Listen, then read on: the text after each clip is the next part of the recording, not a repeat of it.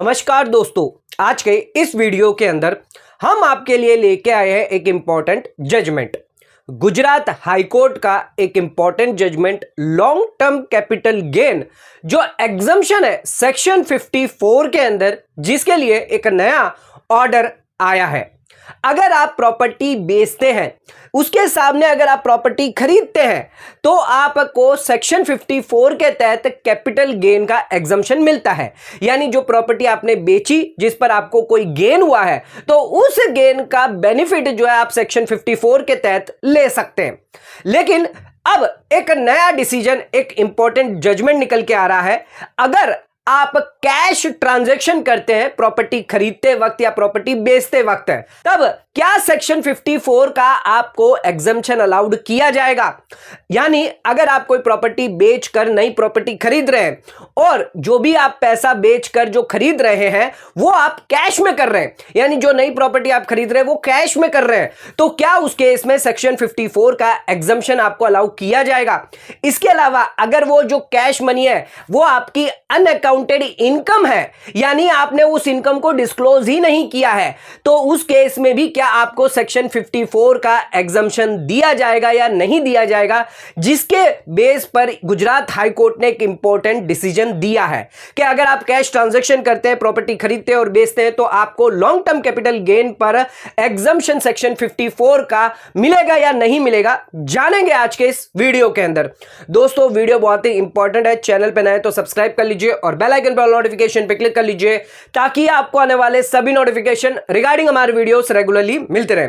आइए स्टार्ट करते हैं अपना आज के वीडियो को और बात करते हैं लॉन्ग टर्म कैपिटल गेन का एग्जम्पशन क्या आप ले सकते हैं सेक्शन 54 का अगर आपने कैश में ट्रांजैक्शन किया है, प्रॉपर्टी खरीदी है, बेची है, कैश में करी है, तो एग्जम्पशन क्या आपको मिलेगा। आइए जानते हैं आज के इस वीडियो के अंदर।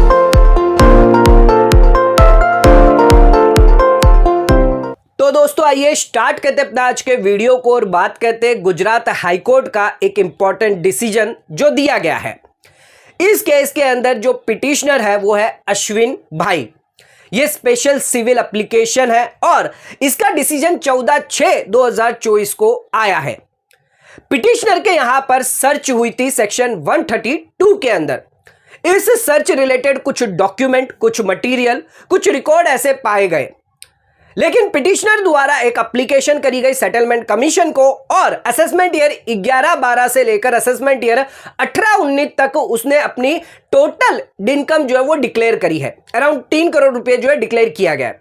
अब इस 3 करोड़ जो डिक्लेयर किया है ये इसकी अनअकाउंटेड और अनडिस्क्लोज इनकम थी, जिसके अंदर इन्होंने कुछ लैंड जो है वो परचेज करी थी और सेल करी थी, जिस वजह से उन्हें इनकम हुई थी। और इसके अलावा इन्होंने कोई बंगलो जो है वो कंस्ट्रक्शन भी करवाया था, जो सेल प्रोसीड आई थी उससे बंगलो कंस्ट्रक्शन करवाया था सेल करने के लिए, जिससे उन्हें अनअकाउंटेड इन्वेस्टमेंट था जो ये डिस्क्लोज किया गया था।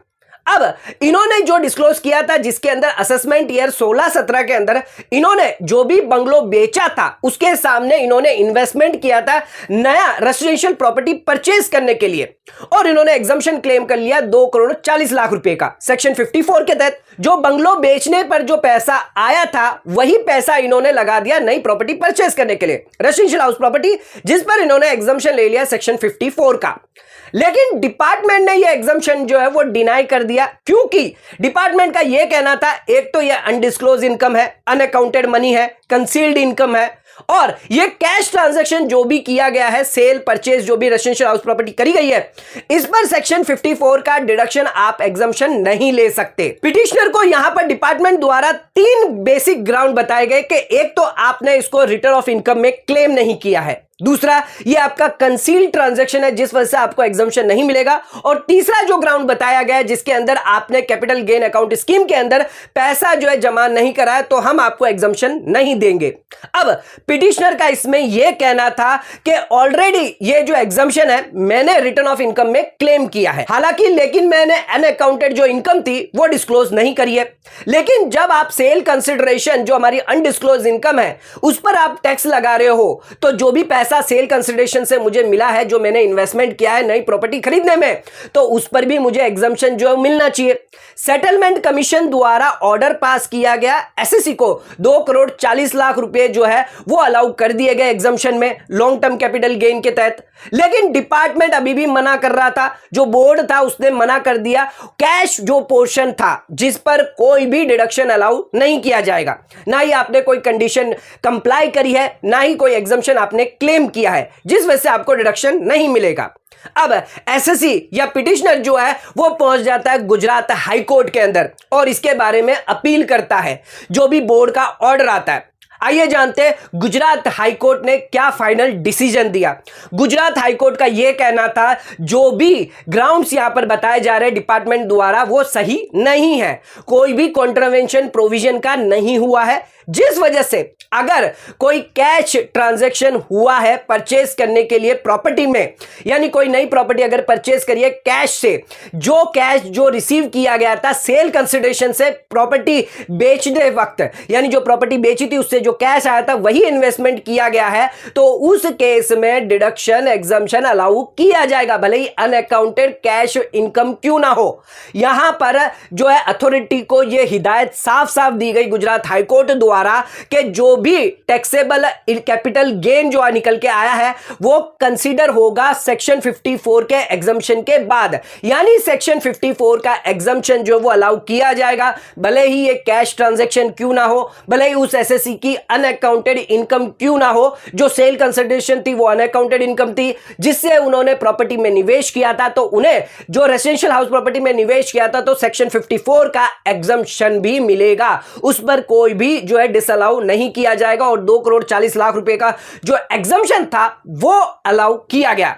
दोस्तों, गुजरात हाईकोर्ट का एक इंपॉर्टेंट डिसीजन, एक इंपॉर्टेंट जजमेंट यहां पर निकल के आया है कि कैश ट्रांजैक्शन में अगर प्रॉपर्टी बेचकर नई प्रॉपर्टी खरीदते हैं तो उस केस में सेक्शन 54 का एग्जम्पशन डिनाई नहीं किया जा सकता, अगर वो आपकी अनअकाउंटेड अनडिस्क्लोज इनकम क्यों ना है, अगर आपने ये ट्रांजैक्शन किया है तो भी आपको एग्जम्पशन जो है वो मिलेगा।